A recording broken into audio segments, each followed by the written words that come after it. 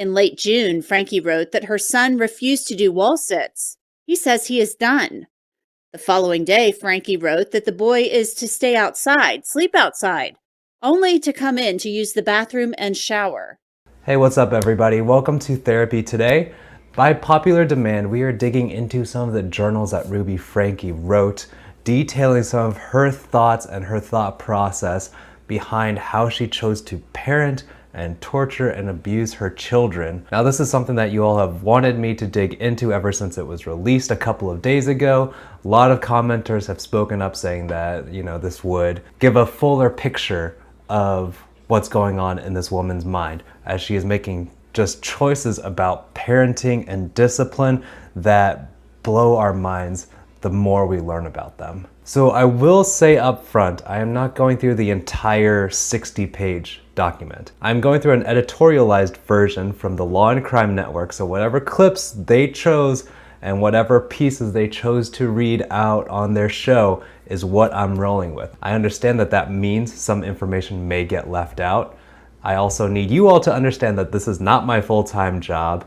If you want to provide some extra context or extra information to all of that, I really do appreciate that in the comments, but let's keep it respectful and not make it sound like I'm trying to exclude information in a way that I'm trying to slant my views or my analysis in some way. If I do end up missing anything, it is not intentional, and it's just because that's the source that I am using. Like I said, I do welcome any added information and context in the comments below. So with that being said, I know there was a huge dump of information, a whole bunch of content around Ruby Franke and Jodi Hildebrandt has come out recently. I am doing my best to keep up with that. I need you all to like and subscribe to make sure that you can stay up to date with our content, as well as to make sure that this channel continues to grow and I can keep doing what I'm doing for you all. The journal starts in May of 2023 with a note stating that Jodi Hildebrandt received a blessing from a temple president. What that blessing was and what it pertains to is somewhat unclear. In late June, Franke wrote that her son refused to do wall sits. He says he is done. The following day, Franke wrote that the boy is to stay outside, sleep outside, only to come in to use the bathroom and shower. Let's see, we're looking at June, July. So I've heard a lot of commenters who live around that area in Utah who have said that we're talking about 100-degree weather, refusing to stay outside. Yeah, I don't blame him for not wanting to stay outside, but then to force him to stay outside in that kind of heat and only come in to use the bathroom and shower, that's already really problematic. And it's only going to get worse as we get into some of the reasoning why she thinks this stuff is necessary, and especially why she feels justified in doing all of these things to her children.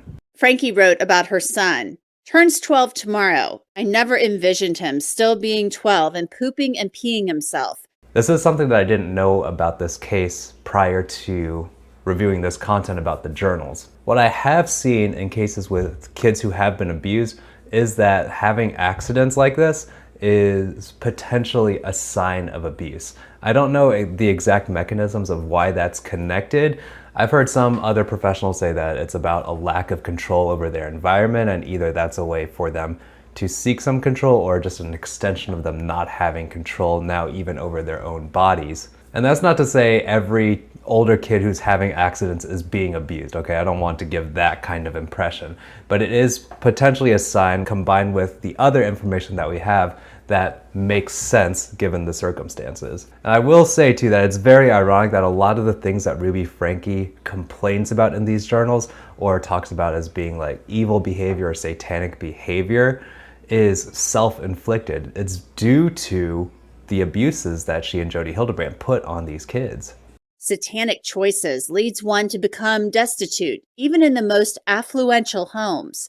All right, I know I'm pausing a lot, but this is something that really bothers me. Even with my faith background, a lot of people seem to correlate following God's will or doing what God tells you with having an affluent and comfortable life. So the logic kind of goes, if you obey God, He'll give you whatever you want. And so what that means is that it turns into this spiritual abuse where if somebody's not doing well in life If they have problems with their marriage, if they're poor, if something's not working out for them, that means they don't have enough faith, or that there's some kind of hidden evil going on that they haven't confessed to or they haven't repented from. And so you see the twisted logic that leads Ruby Franke within this kind of religious framework to start thinking, okay, if these kids are still acting out, if these kids are still having accidents, then that means there's some kind of unconfessed sin and we need to punish it out of them because they're obviously not showing the willpower to do that on their own. When in fact, it's actually the abuses that are perpetuating some of these behaviors. Then the next day, on her son's birthday, Franke wrote about her daughter and son being in so much deviant behavior, they won't control their bodily functions. They're both furious. Their selfish, sinful lifestyle is being intervened upon. I told R he emulates a snake. He slithers and sneaks around looking for opportunities when no one is watching, and then he scurries. If he wants to emulate the Savior, then he needs to be 100% obedient. Ruby Franke then said, Wow, I'm just really concerned about this not even very well written analogy of him being like a snake and, you know, sneaking around to get what he wants. Again, I can see where this could be self-inflicted, where if his environment is so controlled, if his mom is telling him what to do all the time, then he's looking for a way to control his circumstances in some way. And if he can't do it overtly by communicating or by having a productive relationship with his mom, then what's he going to do? He's going to revert to, I'm going to try to have some freedom of movement, some freedom of action any way I can. And that will mean sneaking around, trying to get around her rules, because he knows that trying to work with his mom to have some freedom is a no-fly zone. So again, the pattern that we're seeing here, and we'll see more in some of these other journal entries, is that a lot of these complaints that Ruby Franke is having about her children is self-inflicted based on the twisted way of looking at her kids' behavior. Said that her son lies all the time. He's a compulsive liar. This entire experience is a shock to my system. She wrote that her son has a cold, dead heart, and he's always been able to get what he wants. That's just so sad to hear also, though, that there's such an adversarial relationship between her and her son. And I know, of course, like with the way that she was treating him, it's natural for there to be an adversarial relationship. And just to see that she's characterizing him as somebody who always gets what he wants and is always sneaking around trying to get what he wants, a compulsive liar, all of these things really don't create fertile ground for her to have a healthy and loving relationship with any of her children if she's always going to see them as representatives of the enemy, Satan, the devil, whatever you want to call it. On July 14th, Franke wrote that her daughter, quote, refuses to work, screams, has her hair shaved off. Franke repeatedly shaved her daughter's hair when she didn't comply with her demands throughout the summer. It's a very weird punishment. It's not one that I run across all the time. I do wonder if there's an element of shame to that, making it very public and very obvious and like a constant reminder for the child that they had done something wrong, that they weren't 100% obedient like they were supposed to be. And so you see that a lot of these abuses go beyond just the physical torture, but also to this emotional manipulation and shaming and abuse in that regard. There being such public reminders of this is how you failed. About the abuse. This was just the beginning of the summer of hell for these kids. Franke said she told her son that he needed to divulge everything, that he needed to pray and to fast. He's workable and calm for a bit, and then angry and defiant the next. The only consistent thing about R is that he lies. Again, such a problematic characterization. If that's the only thing you think about your child, how are you going to create a loving and healthy relationship with them? And we know that one of the symptoms of a trauma response is that we can have fluctuations in mood, that things don't feel stable for the child in this case, and that leads to a lack of stability in emotions and responses to things. And so when she's saying that he's workable and calm for a bit and then angry and defiant the next, again, this is something that came about because of the way that she was torturing him. That's what Franke wrote about her son. She followed up by writing that her son told her he would rather have a glass of water than have her as a mom. Ruby Franke then described July 11th of last year as a big day for evil. She sent her son to stand in the sun with a sun hat.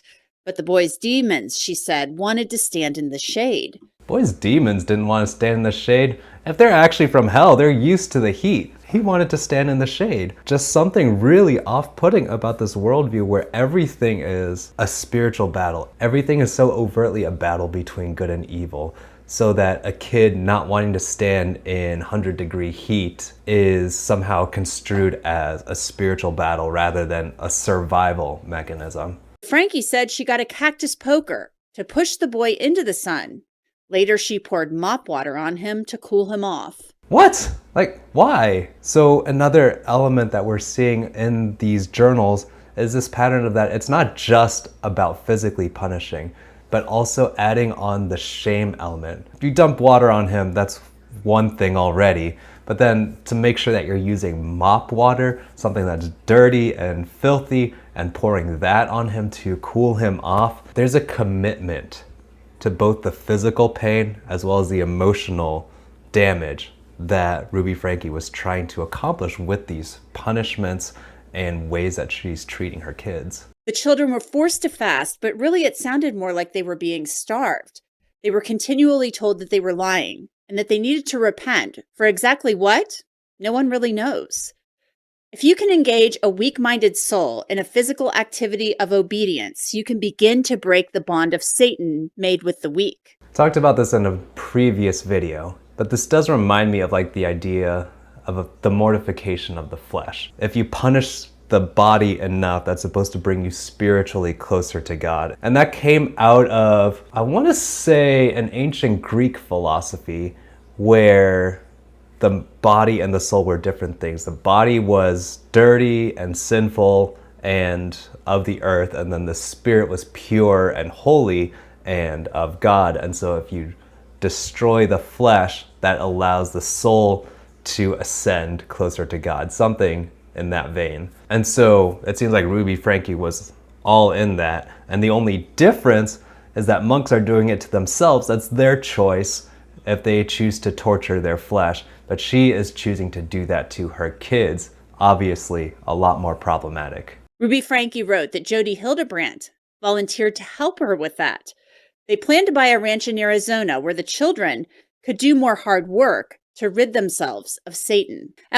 Also had commenters point out that this plan to move out to the middle of nowhere meant that they would be farther away from other influences, other neighbors who might be able to notice that something's wrong and help them. What's really being hammered home through these journals is that this was a lot more intentional, and she had foresight why she was doing these things and how she would accomplish the twisted purposes that she had for her children.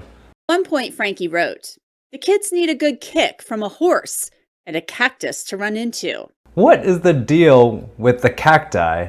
If this was Lit 101 in college, there would be something about the repeated image of a cactus showing up across this whole narrative, but I just don't know what the significance of that is. And a kick from a horse, like, how badly do you want your kids to be hurt? And I get that within the religious and faith context, the theory kind of goes, and this is what I'm gathering from this, is that as long as their soul is saved, it doesn't matter what happens to their bodies. And that's what that duality between spirit and body leads us to, is that we get to this point where your body doesn't matter. As long as you get saved, whatever happens to you or your body doesn't matter. And that makes a lot of these abuses and torture more permissible because you can justify it by saying, I'm trying to save their soul. And so whatever I do to their body is okay.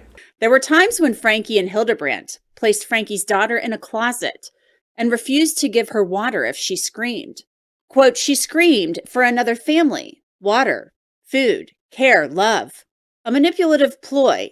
You are loved." Oh, this is where we get to the emotional manipulation too. And it's not just Ruby Franke writing this in her journal. She had obviously said that to her kids over and over again, that they are loved. This is why we're treating you this way. This is why we're abusing you, torturing you, keeping water from you, keeping you out in the sun for hours at a time, forcing you to do hard work, pointless exercise, all in the heat, so that we can show how much we love you. And you see how that twisted the kids' way of thinking when they're rescued and they're still saying, I deserve it. That's what Ruby Franke wrote about her 10-year-old daughter. The girl was also made to jump into a cactus. Franke said her daughter was actually cuddling with it, calling it inhuman. All of you throw your theories about the cactus in the comments. I'm done with that image. In late July, Franke wrote about her daughter. We put her in the closet to contemplate what to do. She screams much of the day. She doesn't get water if she screams. She refuses to eat. The next day, she wrote, Jody wakes from a dream. God lets her know that we have done everything we can to get her attention. If you're gonna have a dream and you say it's from God, saying that you have done everything you can to get her attention and things still haven't changed, that makes me really scared to contemplate what are you supposed to do next. If you're getting a direct message from God saying you've done everything you can and you're still seeing these behaviors that you label as like satanic or evil, then like how far are you really gonna go to try to save their soul? Like I can only imagine that that would make things more extreme moving forward. They also forced the children to pull weeds from a cemetery for hours at a time and to pick up glass. Franke's 12-year-old son was forced to jump on a mini trampoline for long periods of time and to balance on one foot. On August 27th, toward the end of the children's torturous captivity, Ruby Franke wrote about her son. Spent the 22nd through the 25th peeing and pooping. He is out of control. He is defiant, abusive, mean, willing to try anything that would grab his attention. I whipped him with a belt yesterday. Okay, I know there's debate about corporal punishment, but here's where we run into the challenge with corporal punishment. I'm never gonna tell a parent, unless they're being abusive, like in this situation, obviously, corporal punishment is right or wrong, but I do ask them to consider at some point, if you rely only on corporal punishment to train your child, then at some point, all you can do is hit harder. At some point, all you can do is bring out something that hurts more. And that's a very slippery slope to start on. And I think that's kind of what Ruby Franke was running into, that punishments didn't maybe take the same way or get the same kind of response that she wanted. That she has to escalate things. She just has to hit harder, find something that hurts more. And like I said, very dangerous path to start on if that is your only means of discipline. E2. Franke then said her daughter peed all over Jody's garage floor, screamed at her and lied to her. She is out of control. How did you get the ropes on you? 3 days later, on August 30th, the children had reached their breaking point. The 12-year-old boy escaped from Hildebrandt's house. So that's what we got. It's heartbreaking stuff to hear, because what you come to realize from looking at these journals that Ruby Franke wrote, unfortunately, there was a very specific reason for all of these abuses that she did. It wasn't that she lost her temper a couple of times, but that there was an intentional effort to shame and torture and emotionally manipulate her kids into whatever twisted form of salvation she thought she was trying to get for them. And a lot of the religious language lends itself to her just having permission to do whatever she wanted or felt she needed to do to force the evil out of her children. And so I don't want this video to be about slamming religion. Obviously, I'm a religious person myself, but I think there are pitfalls that, along with the authority that comes with invoking the name of God, or that saying that you're doing something for a holy or righteous or whatever reason, that we need to be very careful how we decide to act on that, how the choices that we make when we think we're hearing from God. Like Jody Hildebrandt said, she heard from God in a dream. And like I said, it would be one thing if Ruby Franke and Jody Hildebrandt were hurting themselves, trying to become more holy and things like that. But now when you drag kids into it and they're helpless victims in this, they didn't choose this for themselves, obviously, and they're being forced into this kind of system where their childhood is being stolen, they're getting the snot beat out of them, and they're getting tortured, denied food and water. It's such a terrible example of religion gotten way out of control. So I do appreciate you all encouraging me to take a look at this, because you all were right. It does give a lot more insight and a lot of context around some of the decisions that Ruby Franke made in her parenting. Again, I don't know what's going on with the cactus imagery, but I'm sure you all have your theories. Drop those in the comments below. But thank you all so much for watching this video.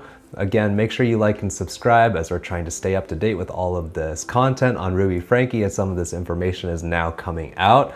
So like and subscribe, make sure you get notifications for the new content that we're putting out as well, tracking this case. Thank you all so much for watching this video. See you all next time.